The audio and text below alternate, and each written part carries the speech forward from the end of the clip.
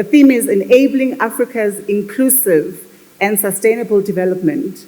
And the sub-theme says challenges, opportunities. And as I was thinking about it, I just added solutions as well. Because that is what we are about. My name is Bongiwe Moni. I am the head of capacity development and internships at the HSRC. I am famously known in my institution as the boss or the head of the future, where I'm responsible for implementing one of the biggest internship programs for this country. And it's an initiative that I welcomed in 2021 that was previously spearheaded by the National Research Foundation and proudly funded by DSTI. So I'm going to be the program director for the proceedings today.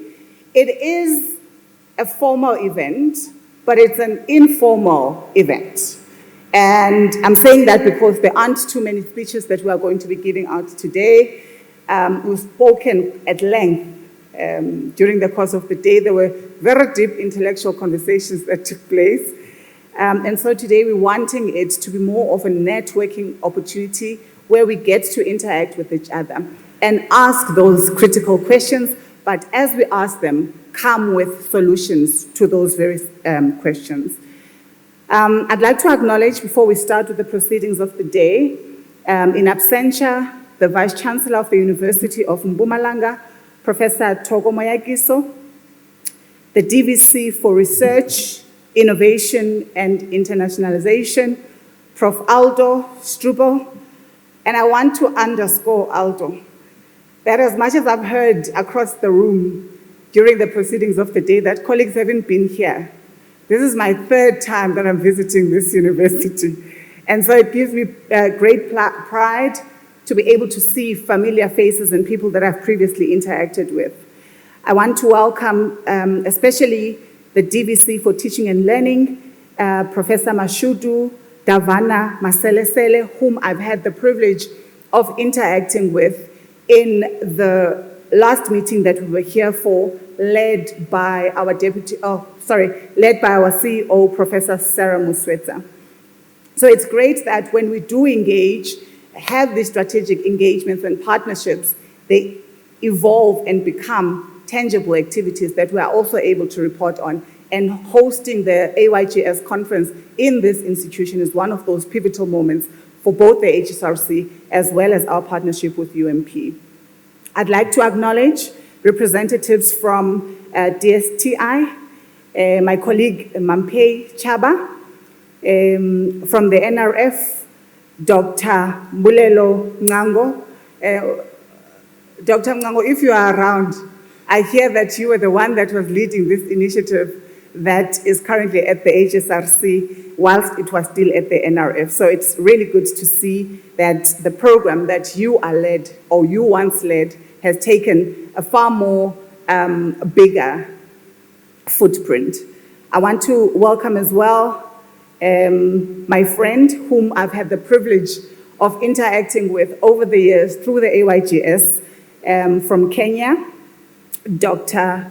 Ngimwa, who is amongst us, Pauline, as well as the executive head of AYISA at the HSRC. Great leadership, Sabelo. I have been watching the proceedings. As someone who has been part of the journey, it is fulfilling to see how each AYGS gets elevated from one level to the next. And it has been a pleasure to see how it has been implemented this year. I want to welcome the leadership of AYISA as well as the, what we call the muscle behind the success that we are seeing, the people behind the scenes who have been able to put this event together. And I want to mention specifically Dr. Naledi Ntinde, whom again, in one of my meetings at UMP, she hosted us very well, looking at how things have been throughout the day, looking at how the university has gone all out to ensure that we have an event as beautiful as this one I can safely say that you guys know how to host, and therefore we are going to be coming back again. The university or the academic community of the university that is present here, some of whom have already participated in our workshop, as well as the proceedings that unfolded today. I also want to welcome and acknowledge the presence of our keynote speaker for tonight, Professor Letitia Moja, who is going to be introduced as I welcome her on stage. Finally, colleagues, I want to warmly welcome the young and emerging scholars that are here representing, I heard 15 countries, but as I was counting, looking at the program, I saw about 10. So if I don't mention your country, you will just hold me on the side and say you are also here. So we have representatives from Kenya in the room, Sierra Leone, we have representatives from Cameroon, from Togo, from Madagascar, from Tanzania, from Uganda, from Zambia.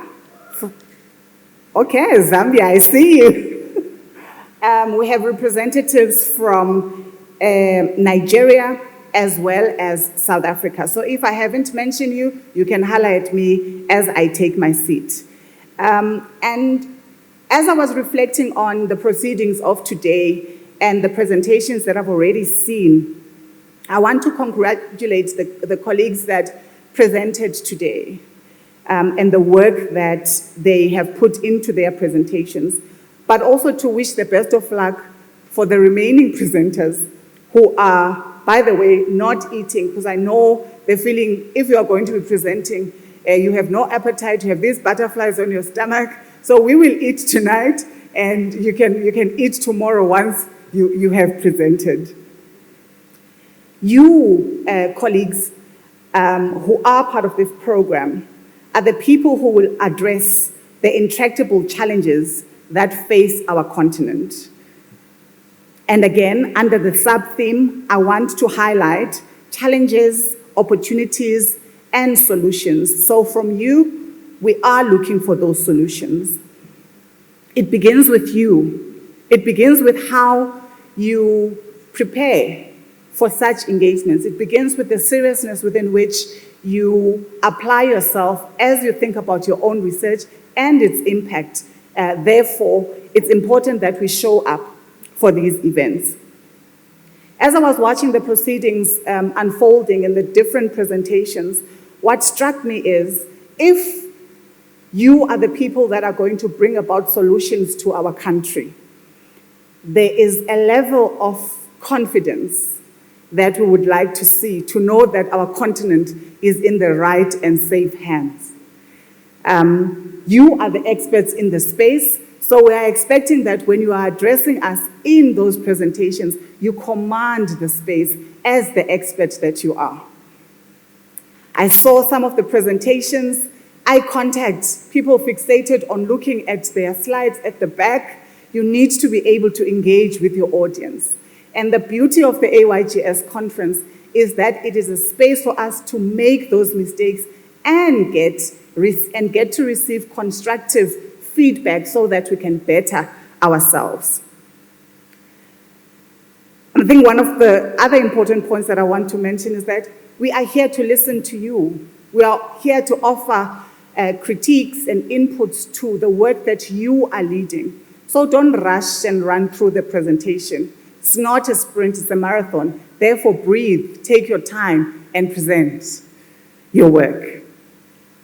And I think the last point that I want to raise is that this space is sort of a training ground, because most of you haven't acquired your PhDs yet, and you are going to be standing in front of panels to present the work that you're doing. So you must be able to sell you must be able to sell the product that you are bringing.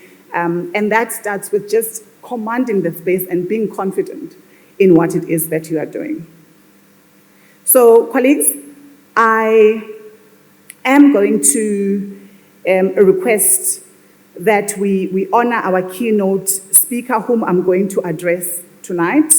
I do want to indicate that whilst we are networking here, whilst we are having fun, we are part of the small elite group in a continent that's confronted with so many challenges. And the solutions to those challenges reside with all of us. So, as I was thinking about the fact that, and every time I say this, young and emerging, it makes me feel old. And I'd like to believe that I'm not too old. But being in a space with young, bright academic minds is quite stimulating for us as well, who have been in the space for quite some time. So as you think about the kind of work that you are doing as researchers, as young academics, I think it was Prof. Hungoro who spoke about the so what question and how it is important and becoming increasingly important that we, in our dissemination strategies, we think about the audience that we are wanting this information to reach. You are all young that are sitting here. Most of your folks are in TikTok. To what extent are we going to be using those channels to disseminate the kind of work that we are doing? I am not in any form of social media. If LinkedIn counts, that's the only one that I'm in. I'll make that disclaimer. But TikTok are the spaces that we need to think about.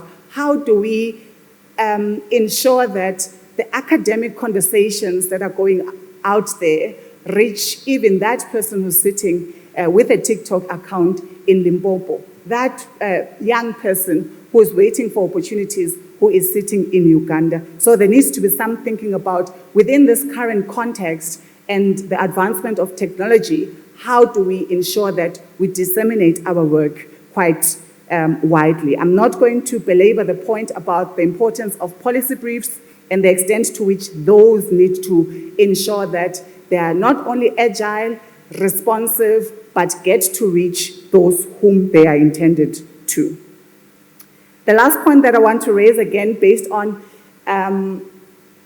one of the conversations or the talks that were held today, it was by Mampei from DSTI, who was saying we need to negotiate with the West, we need to negotiate with our funders the kind of work that we are wanting to do.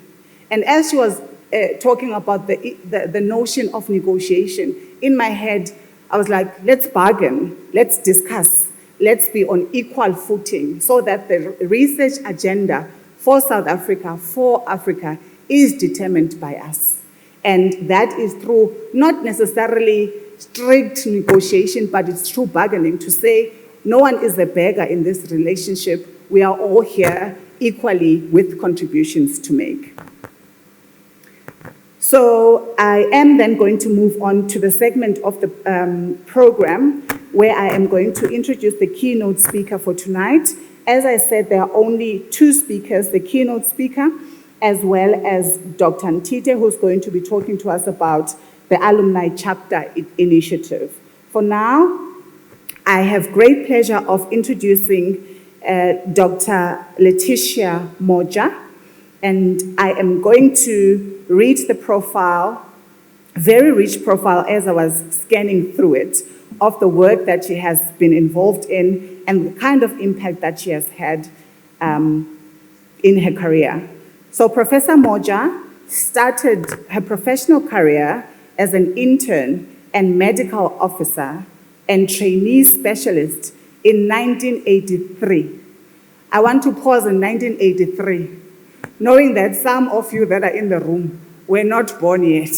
So it means that she is a well of wisdom that will be coming into the space to impart on us. So I would like us to indulge her and to engage with what it is that she's going to be sharing with us. She progressed to becoming a specialist, then the head of the gynecological oncology unit at Garangua Hospital, a vice dean of the Faculty of Health Sciences at the University of Free State, a dean of the Faculty of Health Sciences at the University of Free State, the campus principal and deputy vice chancellor at Medunsa Campus, University of Limpopo, where she set up and supported a system for development for Black academics.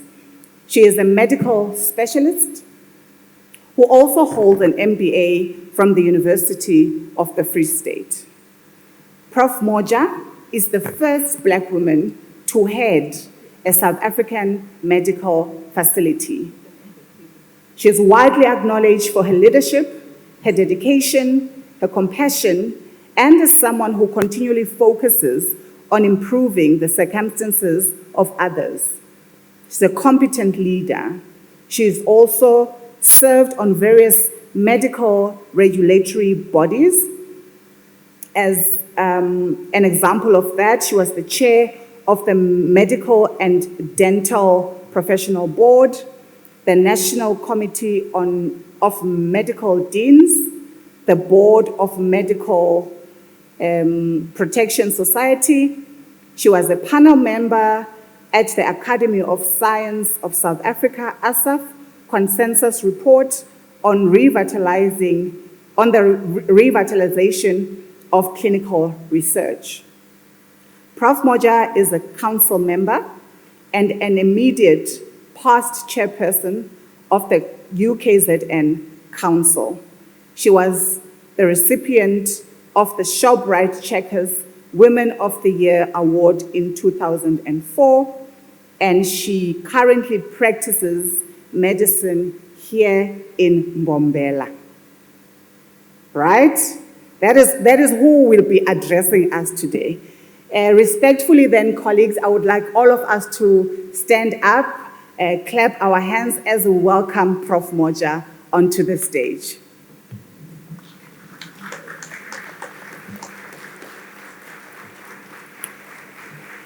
And we are going to continue to clap our hands with energy until she gets there.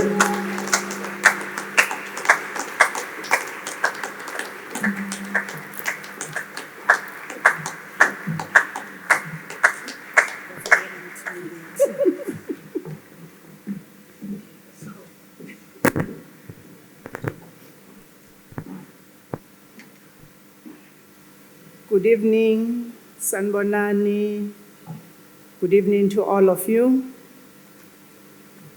I was sitting there and watching Bongi on the big screen, and it actually looks very big when you are watching the screen. I hope you're not watching the screen, you look at me, because I suddenly look like I'm really magnified.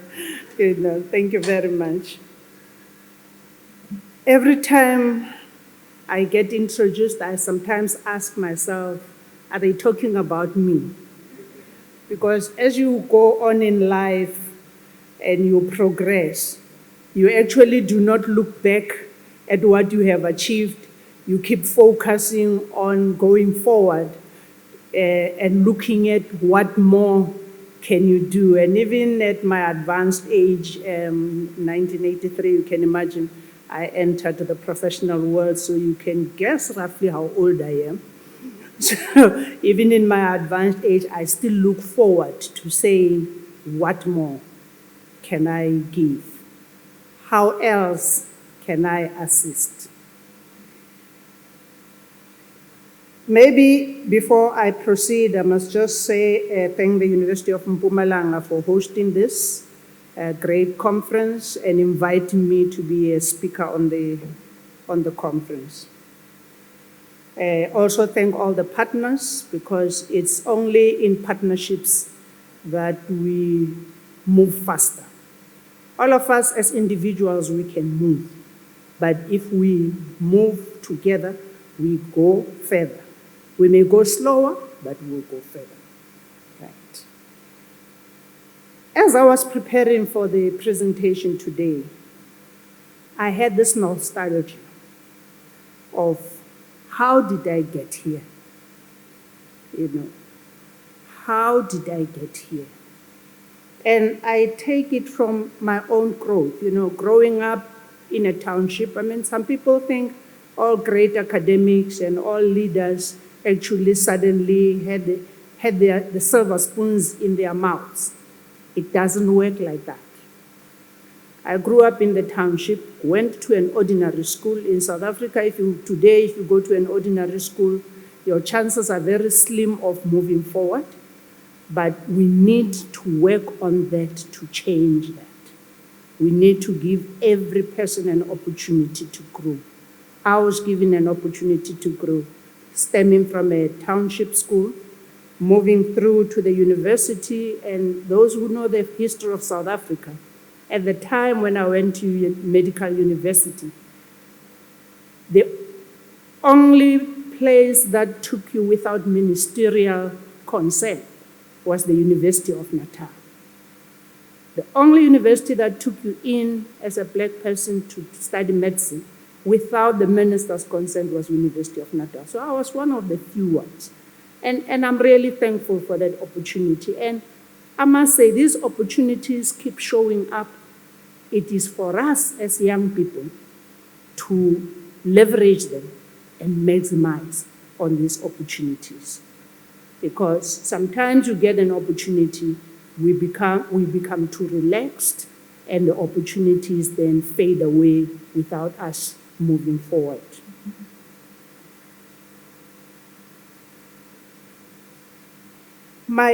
One of my greatest debuts actually came when I was a young specialist. And as a young specialist working in an ordinary hospital with workloads, with heavy workloads, all you think about, wake up in the morning, go to work, see your patients, go home, and sleep. Tomorrow is another day. As a young woman, I also had the responsibility of a young family, a husband to take care of, and all of us Africans, we know if you are a daughter-in-law, the expectations on you are high. So you still have to do those responsibilities. And I'm hoping the young men that are here today will actually enable their wives when they get married. They will support them, encourage them, and motivate them. While they still need to carry their wifely and motherly responsibilities, they need that support from the young men to actually move forward and make a contribution in society. So that is, then my other debut was when I joined the University of the Free State. It was quite interesting. You join the University of the Free State, you are a deputy dean in an institution that is African speaking. The last time I had contact with that language was in matric. That was more than 8 years before that time, possibly more. And you walk into this place, and you're the deputy, you're supposed to chair a meeting. Firstly, you are a woman. Secondly, you are black. And you walk into this place, and everybody is white and speaks Afrikaans, a language that you're not familiar with. This says, what do? Do you pack up and go, or do you rise up to the challenge? And it is saying to us as young scholars, there will be many challenges. And we shouldn't be quick to actually give up and walk away. I relied on the policy of the university that said, this is a dual medium institution. We will use both Afrikaans, which I wasn't quite familiar with, and English. And let me tell you the interesting thing that I said to the team that I was working with. I said to them, I'm an African. At that time, I could speak 8 of the South African languages. And all those people could only speak 1, Afrikaans. And I challenged them, and I said to them, you're fine, you can speak Afrikaans. All you're going to do is, in 3 months' time, I'll be as fluent as you in Afrikaans. And I'll be fluent in a 9th language, and you will still be remaining at speaking only 1 language. So that's where you turn what is a challenge to you, you turn it around to say, what can I gain from this challenge? And it becomes very interesting how the dynamics suddenly changed. That now everybody was willing to try English, and I was willing to listen to the Africans, and in no time we found each other and we could move forward. So to me, it's a very important lesson in never ever look and say, I'm at a loss, there isn't much I can do, and say, I'm going to look for another place where everything is familiar. Because with familiarity comes relaxing and not really exerting yourself, not pushing yourself to see how far you can go. And that is very important when you are young and you are developing. Now, it's always important that I write the speech, but when I start talking, I speak with so much passion that I'm only on my second page of my speech. Now, you come into the space at this different time where there are opportunities. A lot of organizations, almost all the universities in South Africa, I know they have a program like this, and possibly all universities, even in the rest of Africa, even worldwide, has got some form of a developmental program for young academics and scholars. But I was personally involved with one in the Free State. What I found when I looked at this program and the one that we ran is, the one we ran was called Grow Your Own Timber.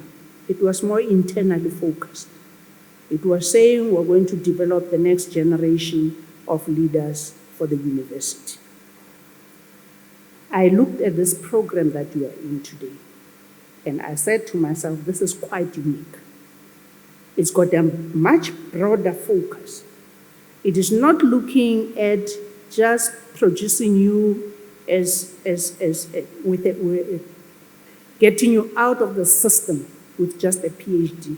And I must tell you, a lot of those PhD research outputs, you know what happens to them.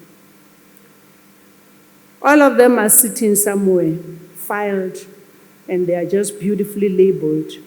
They are not converting into improving the lives of societies. So I found this program is not saying we are producing PhDs. Yes, you will get your PhD as a recognition of your research, but it is saying, as you grow, in what direction do you want to grow? Do you want to grow and just be a PhD graduate, carry the beautiful title doctor, and wear a red gown at graduation?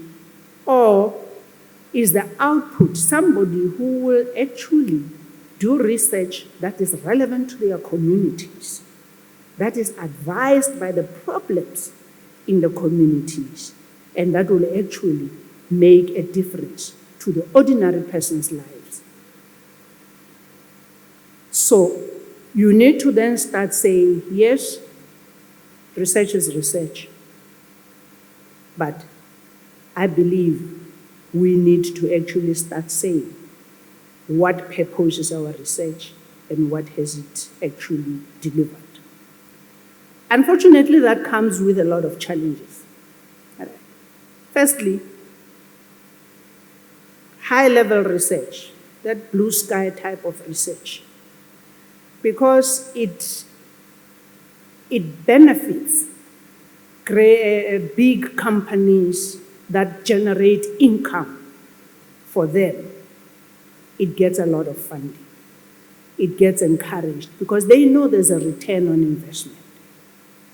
In Africa, if you do any research that improves the lives of our communities, it doesn't convert to cash for anyone, particularly the big corporates. So we need to say to ourselves, what are we going to chase? Are we going to chase being recognized because our research is converted by big corporates into lots of money? Or are we going to do research that is going to uplift Africa? Now, coming to Africa, maybe I must briefly talk about my beloved continent, beautiful continent that we all don't seem to acknowledge, particularly when our standard of living is lifted, we suddenly feel anything African is not good enough for us. It's only in the modern times that we start seeing people like Bongi coming to a function in an African attire. In the past, an African attire wasn't acceptable as a formal kind of attire. And we were brainwashed into believing anything from Africa cannot be good. But I must tell you, Africa is a very beautiful continent, very rich in resources. It's got warm and welcoming people. And this warm and welcoming attitude of ours is the one that put us in trouble, because then the colonial masters, when they came into the country, we welcomed them. We gave them everything we had. And at the end, they owned all those things, and we were left with nothing. So, but it doesn't mean we must stop being the Africans that we are. We must stop being warm and welcoming. But we need to be cognizant of what we need to do to get back to our glory. Africa has an interesting social structure. Today, if you say to the young people that no, when you want to get married, this is the process. I don't know how many of you understand in your culture what it takes to get married. Because today, people want to just bring a partner and say, Mom, this is my partner, we're engaged, and we're getting married tomorrow. That is not African. We were made to believe that's the right thing to do. It's not the right thing to do. We've got rich social structures, we are rich culture, and we need to still believe in them. And while we grow and use some of the European and first world methods to do things, we must not throw away what Africa has. We need to integrate them and use that to actually progress as Africa. Now, never underestimate the impact of what the colonial masters did to us. The damage is huge. And we, as the outgoing leadership, academics, we did our bit. And we're handing over the baton to you to actually carry on and say, we need to bring Africa back to its glory. We need to do research that advises what needs to be done in Africa. It is not going to be easy because you've got the politicians and the policymakers that are actually saying, no, this is not important for us. What is important for us is how acceptable we are to the US or to Europe. So you will not get funding for that kind of research because then the politicians, there's no political will to actually grow Africa. But we must fight that. Never give up and sit back and saying, I'm facing difficulties, maybe I should find something easy. There's no joy, there's no reward, there's no inner fulfillment in achieving things that are easy. I tell you, when you achieve something difficult, you feel very great.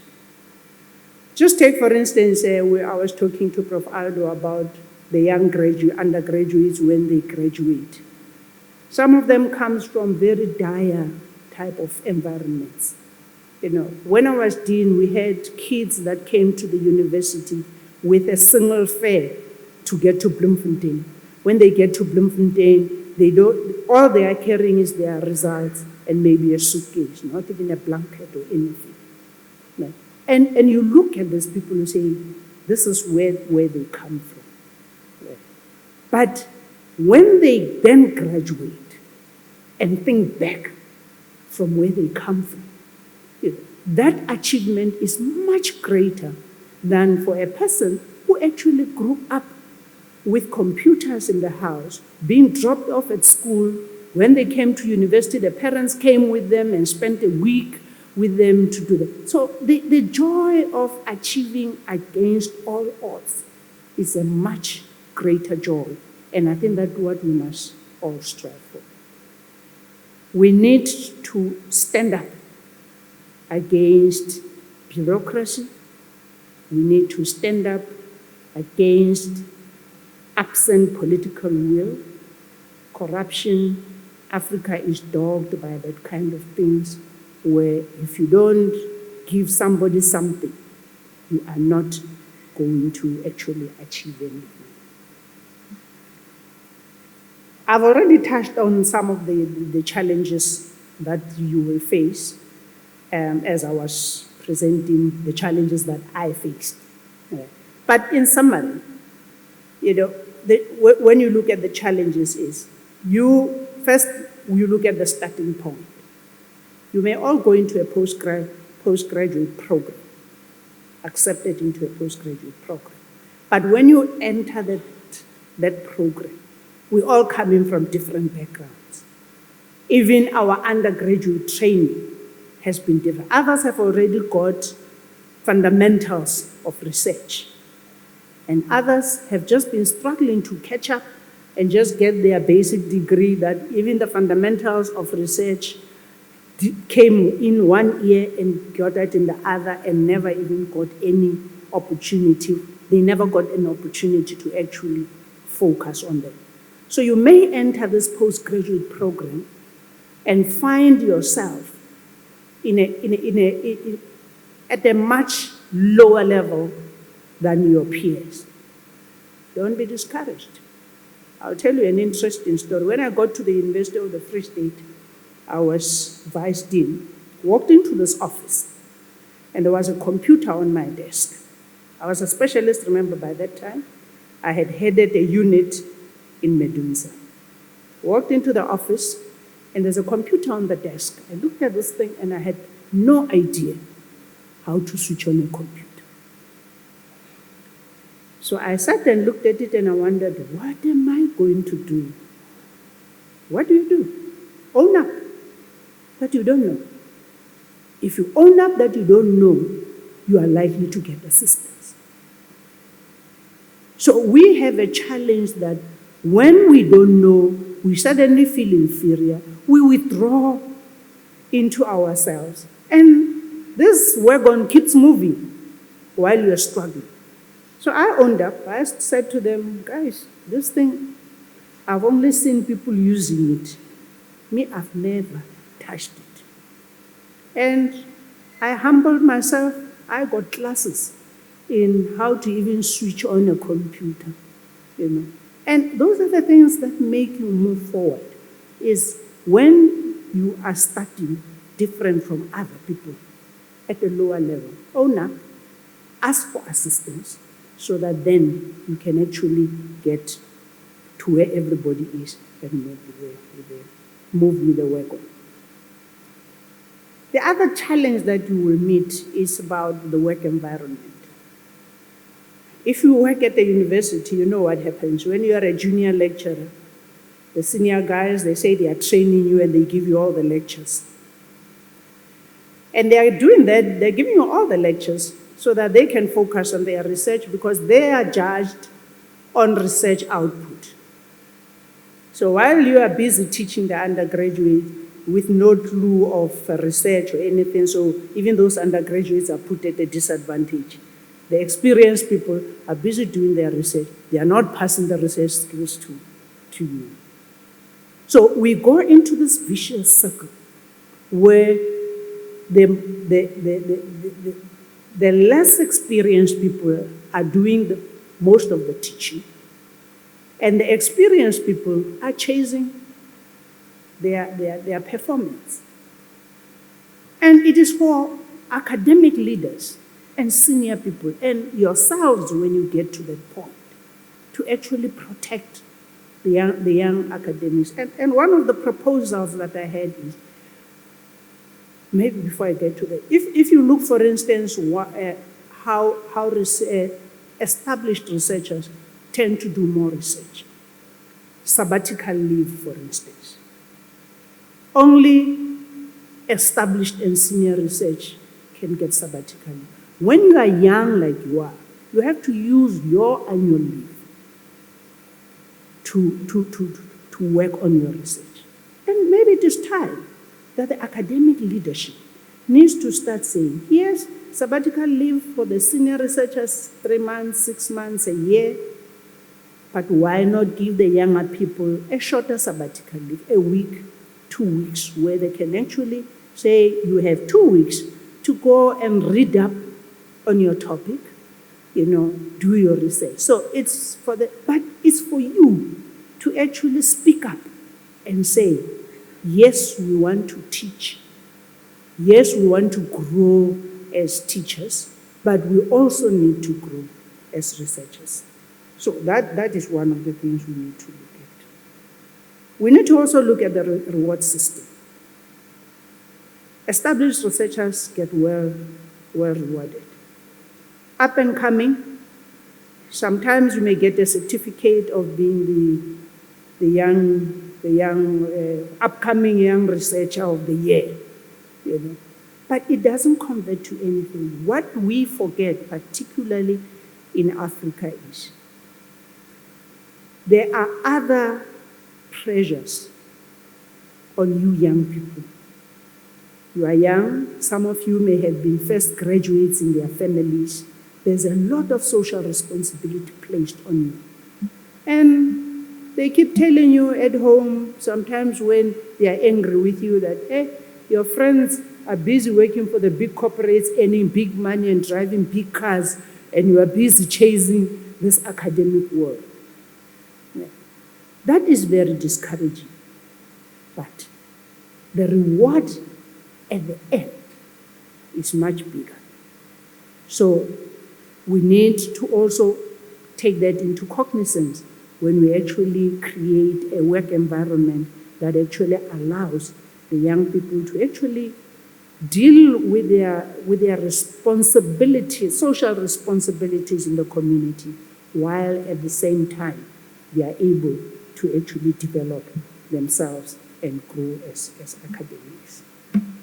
So that I don't stand between you and your dinner, funding is a major challenge that we rely on the leadership, academic leadership, and also on your mentors and supervisors to assist you to get to that funding. We need to move to saying the established researchers must actually get funding from the private sector because they've already got a name, they can do that. But the upcoming researchers, they rely on the universities, they rely on the NRF to actually give them that kickstart. So we need to actually be advocates for all these structures to say, it doesn't help to give the established researchers who can actually leverage funding from other sources and then deny the upcoming that nobody knows, but they need to also grow and get to that point where they can actually be able to leverage private funding. We need to engage corporate world. We need to teach African rich people. In Africa, when you are rich, it's all for you. We need to start engaging African entrepreneurs, companies, to say they have a responsibility to assist with the development of the next generation, not only of scholars and researchers, but even of leaders. And if we don't do that, we'll continue to have leadership in Africa that keeps killing Africa. Because this is where we are at this point. You can count how many African leaders are progressive. And I must declare, due apology to all the African leaders. But there are very few of them that are progressive. And we are relying, if we can develop you and you get out of this colonial mindset that Africa is no good and get into a mindset that Africa is actually a force that the world needs to reckon with and put Africa out there on the map. Either with your research and your contribution that will actually make Africa grow, or with just taking leadership positions. And actually, because you will have been coming from a research background, you will understand how research needs to influence policy in any government. And therefore, it will create a new vicious cycle where young people are encouraged to do research that into solutions to African problems that are practical to Africa, and we will stop transplanting solutions advised by research from the first world and transplant it, not even integrate. What we do is we transplant it and we try and plant it into African soil. It will never grow. It will just take Africa. In conclusion, I think the development of the young researchers and scholars needs all of us, to put in an effort. And when I say all of us, it's you, the young researchers and scholars. It's your partners, your parents, and your loved ones who need to come to the party and support you and not put additional pressures on you. It is the academics that need to plant that seed in you. We need to move away from the colonial curricula and go into a curricula that produces leaders that are going to look at African problems and researchers that will actually research into African problems with a view to coming up with African solutions. It requires academic leaders to actually make sure that the environment, the funding are there to nurture the next generation of people. Policymakers to encourage the young people that I've done this research. It may look very basic. Policymakers, if they say, oh, this is great research, it actually will make a difference to our society, and implement it and give you recognition. It will encourage others to say, I also want to do something that will improve the lives of some community, and I'll be acknowledged for it and saying, that is my work that has actually brought that about. The funders, I've already talked about how the funders need to come. And lastly, as the retirees, because when the young people develop, they need a lot of guidance from people with experience. And I'm talking of guidance, not channeling them. One thing that we retirees are struggling with is we've got fixed ideas. When a young person comes with thinking out of the box, we think, but it was never done like that. So it needs the retirees to come to the party to guide you, to support you, to assist you. And if any university could just have a list of the retirees, people that are there, not necessarily for money, but for saying, I am making a contribution to the development of the young people. This development is urgent. And if we do not do anything today, if we don't put energy into this program, then there is no hope for Africa. So I'll encourage all of us to actually support, be there, be part of developing the next generation of African scholars, researchers, and leaders. Thank you.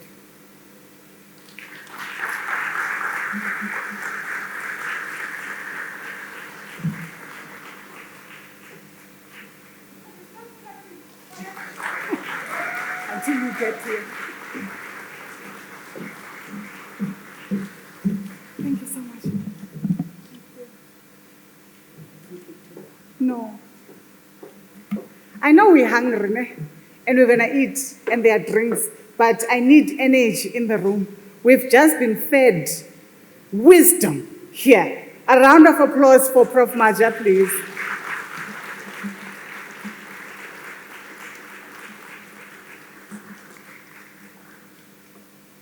Thank you so much, Prof. A well of wisdom. That 1983, I heard it as I was sitting there, because there's a lot of experience, there's a lot of wisdom, and there are a lot of personal testimonies that you are coming with, which really make what we are doing here even more meaningful.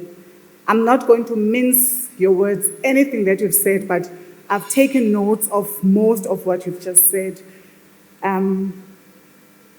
And I think what resonates with me the most is when you were talking about turning challenges into opportunities and how we need to stop being victims of circumstances, of spaces that we find ourselves in. I heard you through your own story, and you didn't use these words, but I picked up resilience, I picked up perseverance, I picked up someone who was so focused and who had a goal in mind. You also posed a challenge of us as Africans to be authentic, to be okay with being who we are, and to celebrate who we are. And I want to pose that challenge to all of us as we engage in this global community. Our own identity should never be at the back foot. You said something about getting no joy or fulfillment out of something easy. So the harder it is, the more fulfilling it is when one achieves it. Another important one as leaders, as young leaders, is this notion of us wanting to know everything and wanting to be experts, wanting to be people who have arrived even before we arrive. It's okay not to know. She's said it. And it's okay to ask. If you don't ask, then you are not going to get the kind of assistance that you need. So you need to speak up. When you were talking about funding, you brought in a very interesting dimension around approaching African entrepreneurs. Because whenever we talk about funding, whenever we talk about opportunities, we always think about your Europes and all these other places in the West. To what extent are we considering our African billionaires that are here who have an obligation towards fulfilling and assisting in the upliftment of our country? You closed off by saying Africa is a force to be reckoned with. And I think us in this room, I counted 10 countries, we are that Africa which is a force to be reckoned with. So sometimes when you hear messages of this nature, it's easy to think about it in a very abstract way. But I want all of us to own it and to know that we are the Africa that you are speaking about. And we are the forces to be reckoned with out there. The last part was around mentorship and the use of intellectual capacity and capability. Wisdom, in isiXhosa sithi, inyathi ibuzwa kwabaphambili. So those that go before us are the ones that have the wisdom. So going back to ask, how did you do it? I read the bio, but having a conversation with you to understand how you navigated those challenges, how we as the National System of Innovation do not put you in a cave somewhere after you've retired, but maximize on the wisdom that you have. So thank you so, so much for all of that. That was my dinner. I'm not expecting to have anything else because I'm really fulfilled by that. So now I'm going to invite my favorite person in this university, Dr. Naledi Ntinte. She doesn't speak a lot, Naledi, but her works speak for her. I've seen her organizing things. I have seen her working in the background, but I've also seen the product of what it is that she does behind the scenes. She's going to speak to us on the experience and opportunities around the alumni chapter initiative. Please give her a round of applause as she makes her way to the stage.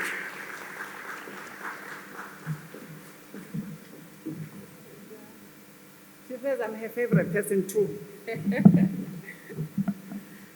Ladies and gentlemen, good evening. Program Director, thank you so much for the opportunity. I cannot resist but to make a few comments, just a few comments, taking into consideration that time is not on our side. As Africans, let us stop walking side by side with our culture. Let us embrace who we are. Let us be proud of being Africans.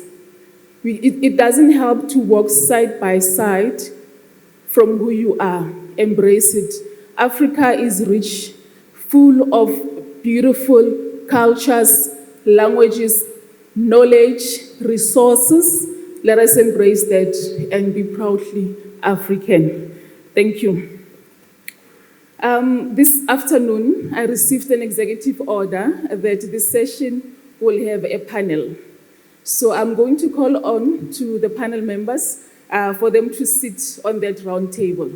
So we are going to discuss the launching of the alumni chapter and the importance of it. I'll be moderating the session as introduced. So I am going to call on Professor Achu from the HSRC, AYSA, who will be making introductory remarks on the need to build the AYGS Alumni Initiative. Prof, can I see you? Thank you. Can you kindly sit on the table so that our media people are able to capture correctly? I am going to call on Dr. Toyiso Break in his capacity as an AYGS alumni. Dr. Greg, can I see you, please? Thank you. Kindly sit on the table. Thank you. I'm also going to call on Dr. Ushupeng Maseng, one of our own senior lecturers at the University of Mpumalanga, but in his capacity as an AYGS alumni. Doc, kindly sit on the table. Thank you. Can we give them a round of applause?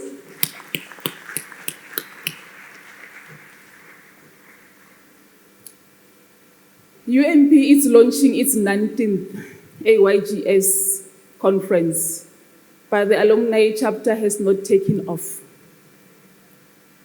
So I'm going to challenge my colleagues from HSRC, Dr. Managa. Before we leave UMP, we should have launched an alumni chapter. Tomorrow, before we go for tea, after our morning session, let us do the voting, let us launch the alumni chapter. It doesn't belong to AYGS or to HSRC, but it belongs to all of us who are here. We are all going to learn and benefit from each other.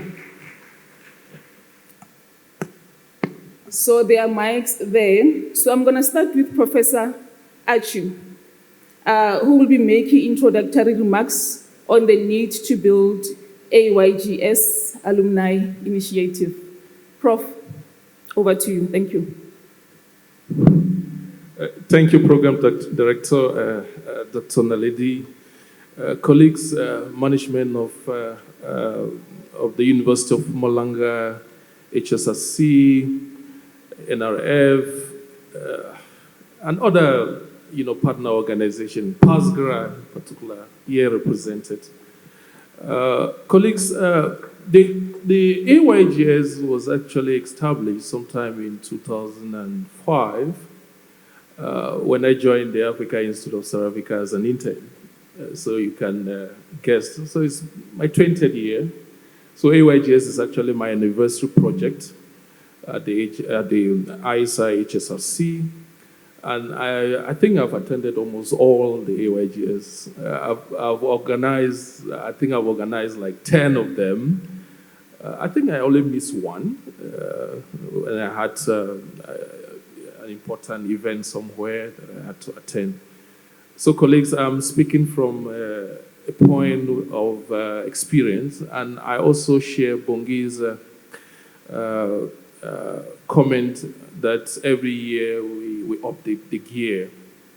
But one of my major highlights of the AYGS, I think it was in 2012, when we sent two brilliant students to King's College, in London. And perhaps, maybe, Dr. Naledi, if resources permit, we might as well send others to Trump country to go and see what is happening with executive orders. So that was really my highlight. And one of the students that went to London, Naledi Modise, I think you should know her. She's at Northwest University as a lecturer. Yeah. And if you go to all the government departments here in South Africa, most of the middle career workers there have actually passed through the AYGS. I feel proud. You know, we were in the DRC last year before the conflict escalated. We met a senior colleague in the Department of Foreign Affairs who was a member of, who was an alumni of the AYGS, and he was very, very impressed and happy to see us. For me, the AYGS, or maybe establishing an alumni, it's timely, because we really need to harness these colleagues that have actually passed through the conference, and we really need to put them together. I think the past 2 days, you know, we've actually been able to understand the importance of networking, and I want to believe that. I think the keynote speaker talked about holding each other's hand today, when he talked about in 10 years' time, the person that is sitting beside you will probably be the same person that you will meet sometime in future, or that will actually open that important door for you. So I think the issue of actually establishing an alumni, it's timely, and that we should actually put pay to actually what the keynote speaker actually said. So as I mentioned earlier, the establishment of the African Young Graduate Scholars Conference was actually an intriguing one. And as I said, it was actually in 2005 with the collapse of the African Institution of Political Science, that's APS. The leadership of AYGS at that time made a decision to continue to support some of the programs of APS. Remember at that time, Professor Edi Maloka was the CEO of AYGS, and he was at the same time the president of APS. So APS used to have a program called the Young African Graduate Scholars Program, and he decided to bring this particular program to the HSRC. So the AYGS, as it was then, you know, had 3 fundamental principles that guided its establishment. The first was the Thabo Mbeki Africa Renaissance, theoretical predilection at that time. Remember the issue of Africa Renaissance and so on and so forth. And the second was that what the need to bridge the gap between South African young graduates and other young people on the continent. And lastly, there was the need to create a research networking platform for young people in South Africa and those on the continent to engage in non-critical issues affecting the continent. While the ideals of Pan-Africanism, the closing the gap between young South African scholars and African graduates have been achieved, I think we have actually achieved this particular aspect. The critical challenge of creating a network platform or an alumni of all the scholars that have actually attended this critical AYGS flagship conference is actually lacking. So today, Dr. Tete, through this particular initiative, we really want to establish this particular platform. And this AYGS alumni will be a networking platform for sharing ideas and concepts that bring us together as African scholars and researchers. So the creation of the alumni will respond to the question of what the country has benefited, South Africa in particular, from all the many years and resources it has contributed to the Africa Renaissance debate.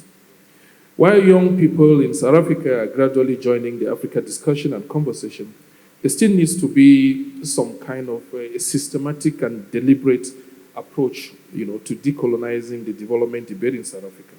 And I really want to believe that this networking platform will actually help in that regard.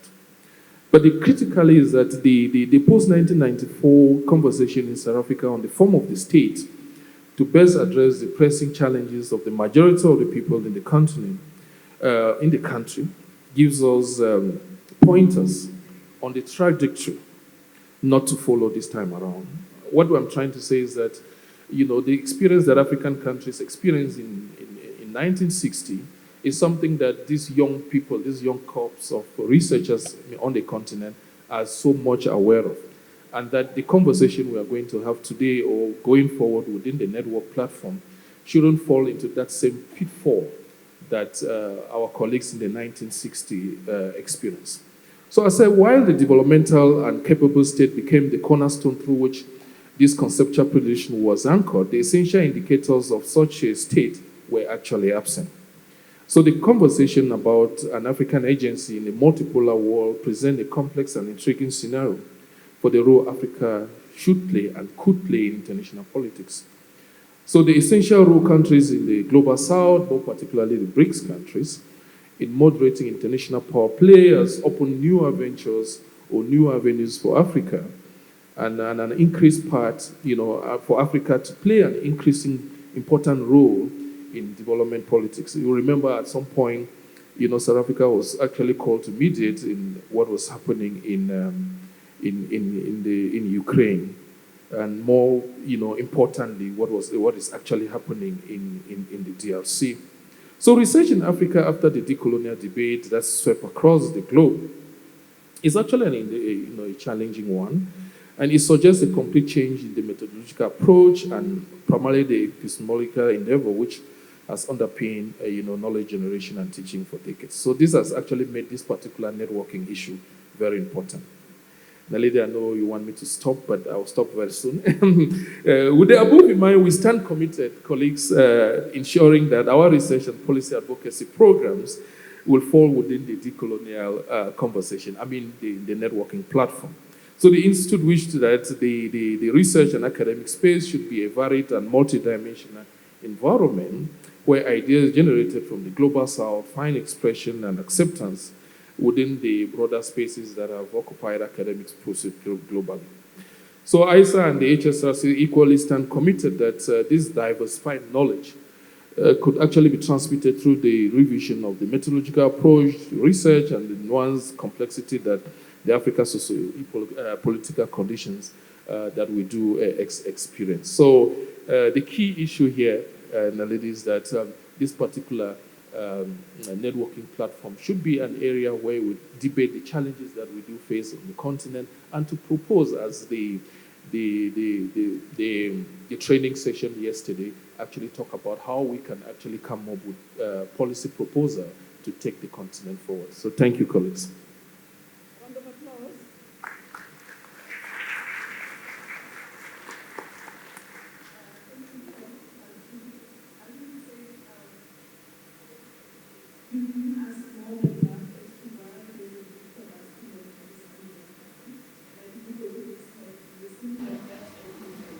So I'm going to ask my next panel member, Dr. Toyisi, for him to speak on the importance of engaging scholars who continue to connect with each other and beyond the conference event.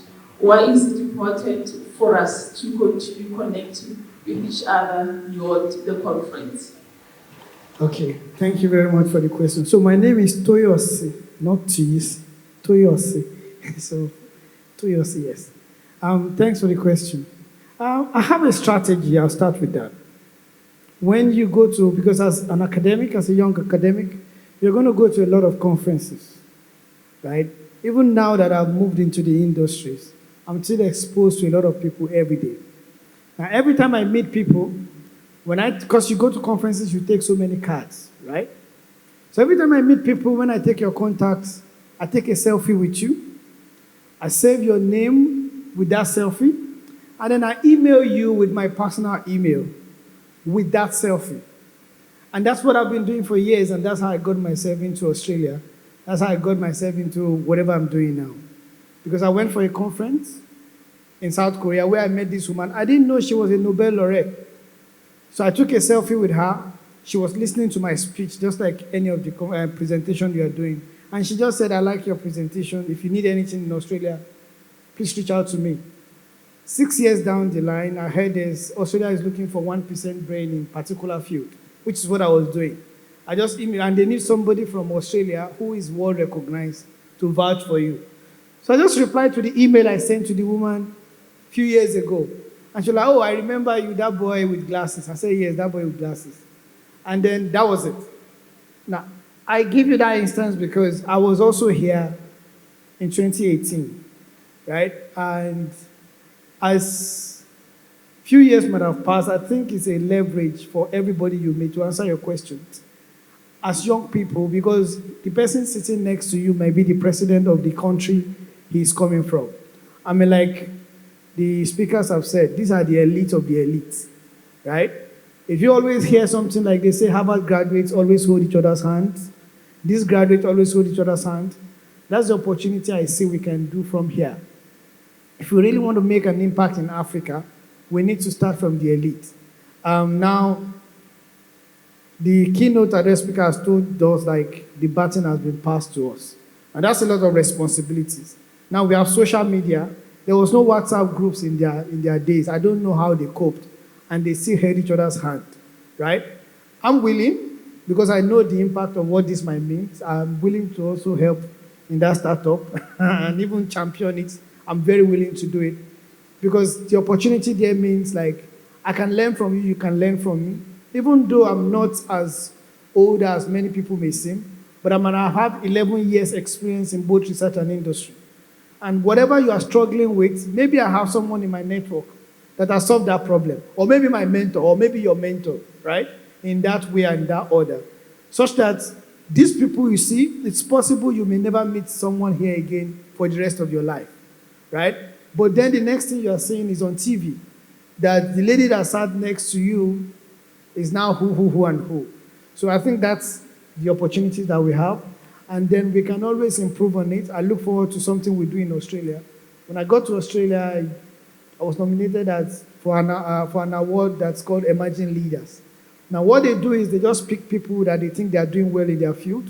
They train you for a week, just like AYGS, right?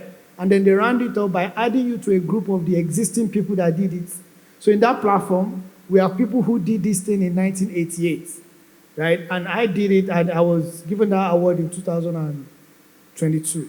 So I think looking into something like that for AYGS is going to be something that we can leverage, and Africans can go to the next level with it. Thank you. For Dr. Green, as he emphasizes as to why we need to connect, continue connecting, and the importance of being alumni. You'll never know who you are sitting next to. Now you think you're sitting next to a scholar, a graduate, but you're sitting next to a future African leader in the academic sector, or even a civil servant. You'll never know where we end up. So let us continue connecting with each other. I'm going to go to Dr. Oshube Maseni, who will talk to us about the challenges and opportunities for African emerging scholars to collaborate and exchange opportunities. Doc? Thank you, Dr. Ntit. It's actually quite interesting in terms of the question that you are posing to me. When I arrived at the University of Mpumalanga in 2023, I attended a conference in which I presented a paper actually on the very same topic of challenges and opportunities facing young scholars. I might be a mid-career scholar now, but at some point in time, I was a young scholar. In fact, if I may, let me begin here. Some 15 years back, I happened to have an opportunity to work for the African Institute of South Africa as a research intern. This old man sitting next to me was actually my mentor. and it becomes difficult sometimes when I have to speak after him.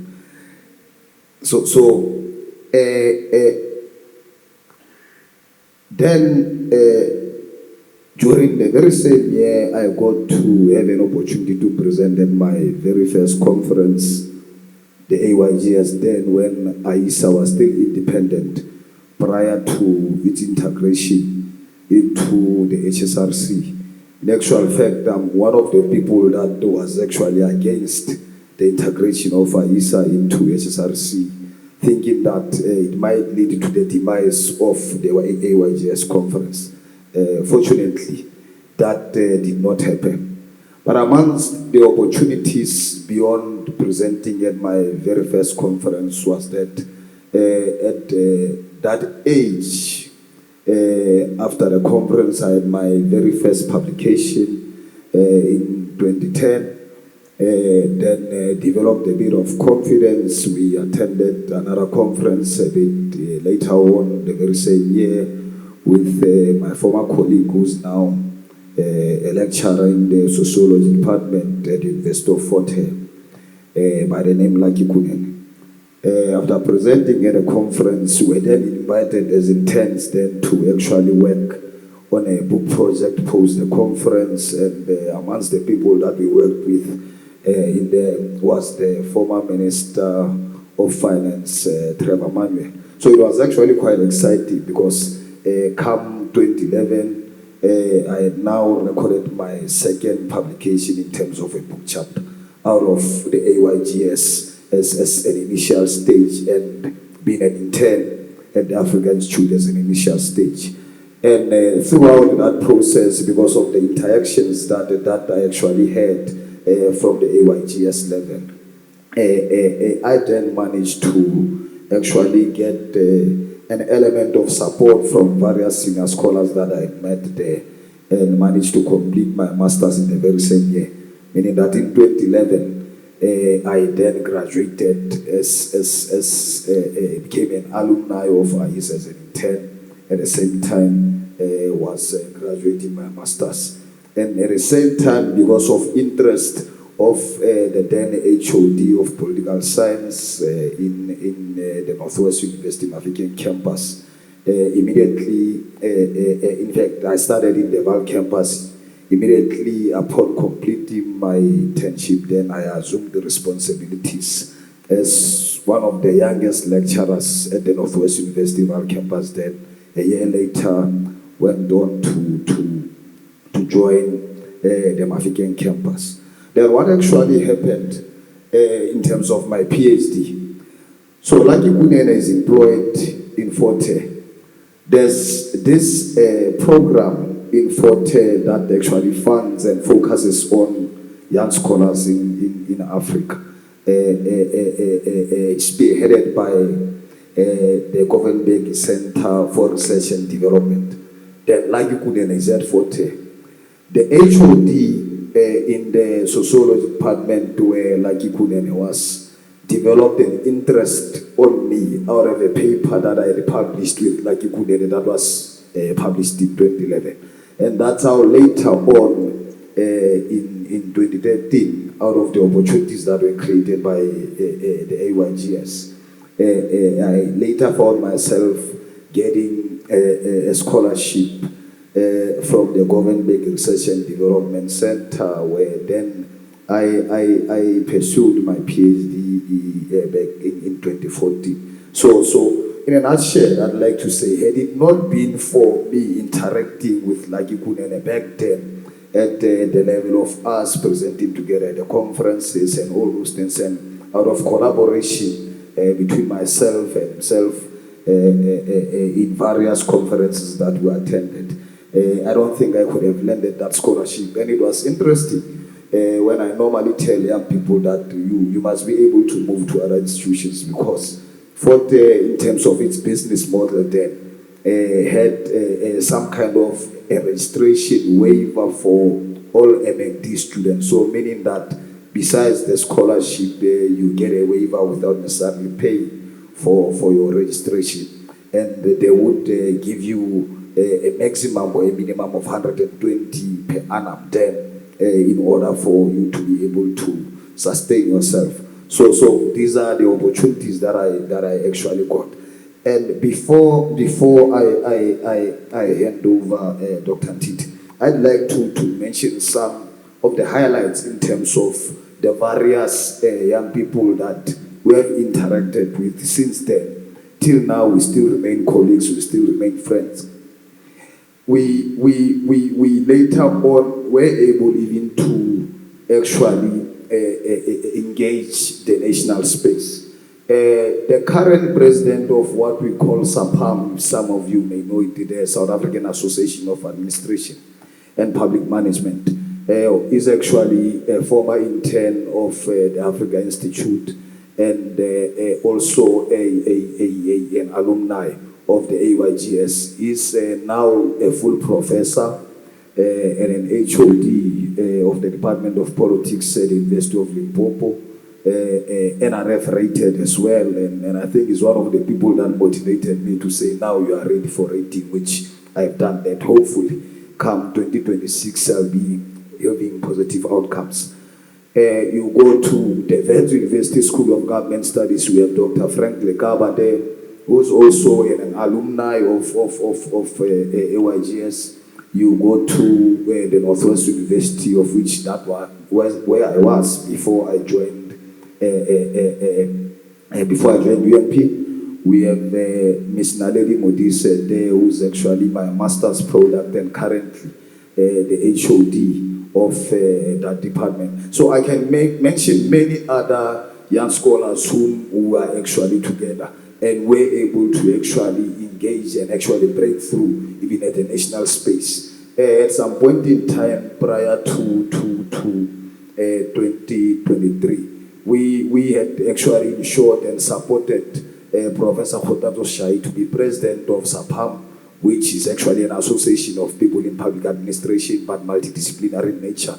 And at the same time, he was serving also as a member of SAPS, which is South African Association of Political Studies. So what I can tell you is that this is a great platform for growth, this is a great platform for networking, as long as you maintain those relations and you ensure that you keep on growing in terms of your career trajectory.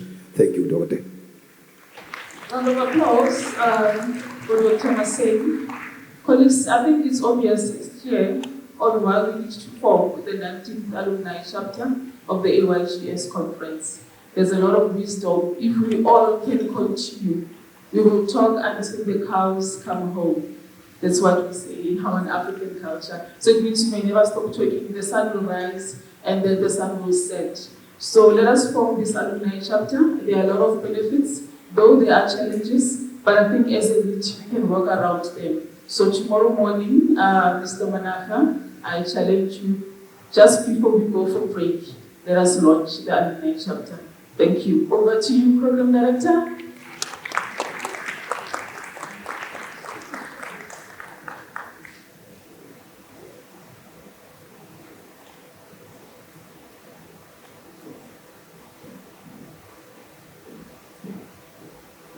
Okay, colleagues, I promise no more speeches. We are going to eat, we are going to dance, we are going to have drinks that have some percentage that I'm seeing already on that space. There are not going to be any more speeches except for the closing remarks that will be delivered by our host, the DVC for Research, Innovation and Internationalization, Prof. Aldo. Prof. Aldo, as you make your way here, I would like to invite you, and this is not something that I was scripted on. This is just me abusing this platform. But I want to invite Professor Davana Maselesele on stage. I also want to invite Dr. Sabelo Kumetse on stage, as you also make your way on stage, Prof. Aldo, please.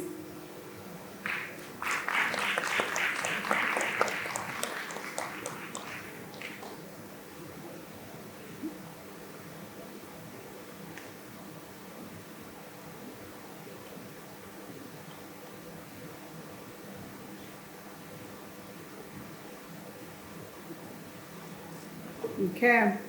So as they make their way, standing just next to me, I would like all of us to rise from our seats and welcome Professor Letitia Maja on stage. We want to honor her. We want to thank her for not only tonight, but for the contribution that she has made over time.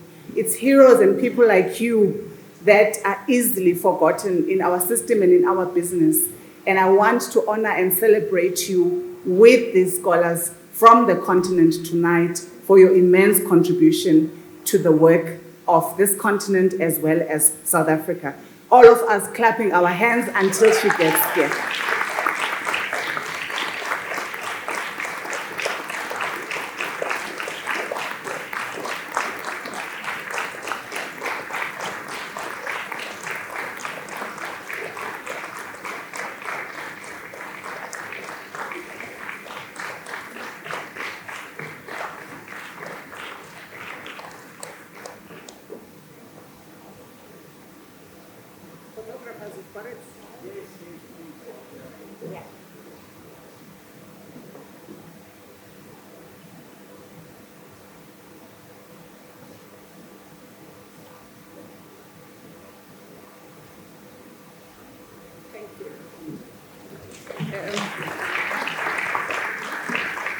So colleagues, I'm going to step down, and Prof. Aldo, you are then going to, as we close, invite people to dinner as well. I heard a hashtag, colleagues. Hashtag says, tomorrow we are launching the AYGS alumni chapter. That's the hashtag and the challenge that has been posed over there. Lastly, take those selfies. You'll never know where they are going to land you to. Thank you for being a beautiful audience, colleagues.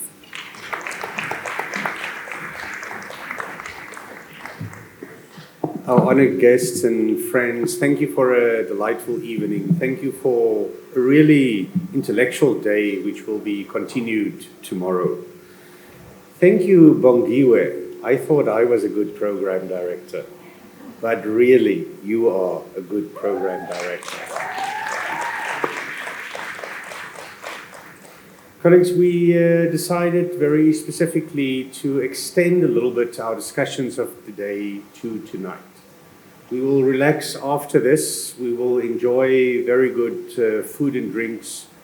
But it was very important to acknowledge not only the input and the effort that was provided to curate the program of yesterday, today, and tomorrow, but also to celebrate.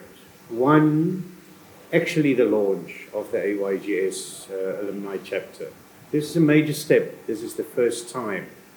It took 19 times before this decision was taken.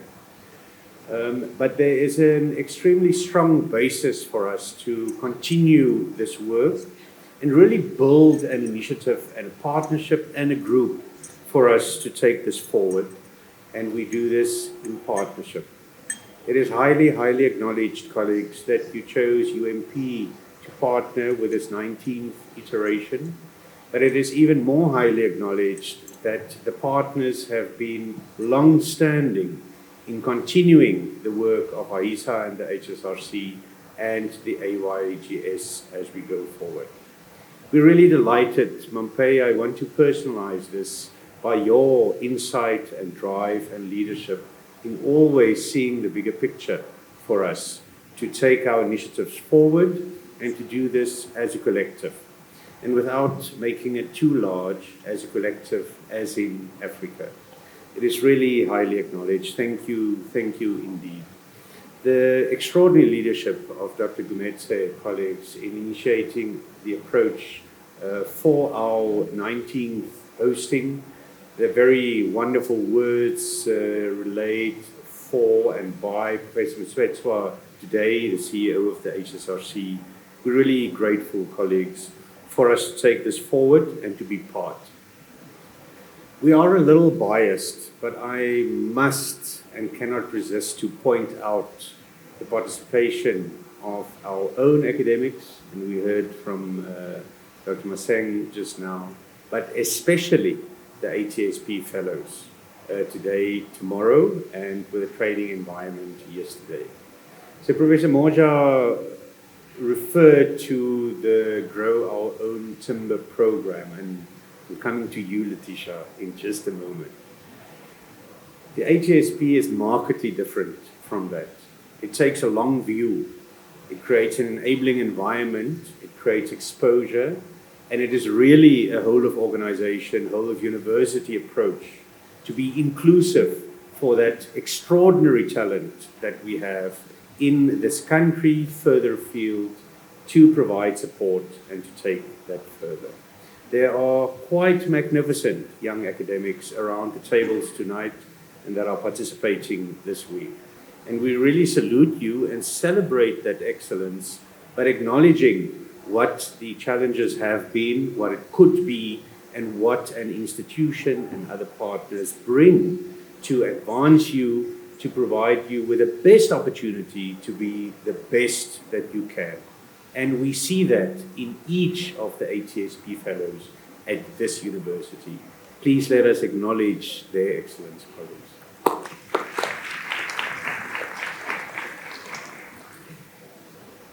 I want to please acknowledge Professor Mashudu Davana Maselasela. Both of us are relatively new to this university, although I'm slightly older at the university. There is a drive and an energy and an undercurrent of consistency that Mashudu has brought to this university. And we see this not only in our partnerships, but in terms of our academic prowess and our excellence and our way forward. And Mashudu is probably the most busy person at this university because teaching and learning is an all-encompassing portfolio in the trajectory of our growth and our advancement, but certainly also because of the urgency of this growth. Colleagues, can you imagine that in 11 years there are 77 programs, that we are graduating the first cohort of PhDs at this university in May this year, that there are 12 PhD programs, that last year we graduated 80 master students, etc., etc. The far majority of that is in this portfolio, linked, of course, to the other portfolios of postgraduate study and research. But I want to acknowledge personally Mashudu's drive and also supporting consistently and always the initiatives that we bring to the university and that we take forward. So that is just highly acknowledged. Mashudu, thank you indeed. Lastly, colleagues, I said I'll come to Letitia, and don't think me forward. I've known Letitia for many, many years. I was a young academic at Free State University and the inaugural director for internationalization at that time, and Letitia joined. And it was not a conducive or easy environment. And it was the University of the Free State, after all. But the transformation and insight and really basic development forward aspect that someone like Professor Moja brought at that time was extraordinary. And it wasn't an easy time. But we celebrate, Letitia, not only your really outstanding insight, drive, international positioning, but the true experience and basis that you have shared in such a truly honest way with this excellent group around the table. So there's tangibility that we take from your words. And I could see that it was natural and honest. Letitia now is a homegirl of Bombela. And she's very much, and for the future, and Mashudu and I have agreed actually just tonight, there's a MOU that Letitia will be engaged as we go forward. I'm putting this lightly, colleagues, but there's a heaviness to the presence of someone like Professor Moja in our country, in our region, and on the continent. And we truly celebrate not only the excellence, but the vagaries that has brought that excellence, not always in easy circumstances, to the fore. So please, we need a separate applause for Professor Moja tonight. And then very lastly, colleagues, really the outstanding initiative and work and drive that Dr. Naledi Ntite and Ms. Polisiele Mashaba has brought. We are truly honored to have leaders and people like this at the university. We are very boastful about our excellence, but actually our capacity is still very small. It will expand very rapidly, very soon. But between them and other extraordinary leaders in the research management office at the university, we are making it. And it's really that leadership and commitment to the excellence of this university that is making a difference. Please enjoy the evening. Thank you for staying with us. Thank you for being patient with a lot of talk, but with this lot of talk is a lot of action. And we look forward to continue these discussions tomorrow. We look forward to, please invite you to have a dinner and a relaxing evening, some music, not too loud, I hope, on the side for us to celebrate this wonderful initiative, to celebrate the 19th AYGS conference, colleagues. And I understand we'll welcome you back maybe in the not too distant future. I'm not taking advantage or chances, but that's what I understand. And we are committed, colleagues, to our partnership, to our celebration together. And at the end, this is about academic excellence and for us to advance our common futures together. Thank you indeed.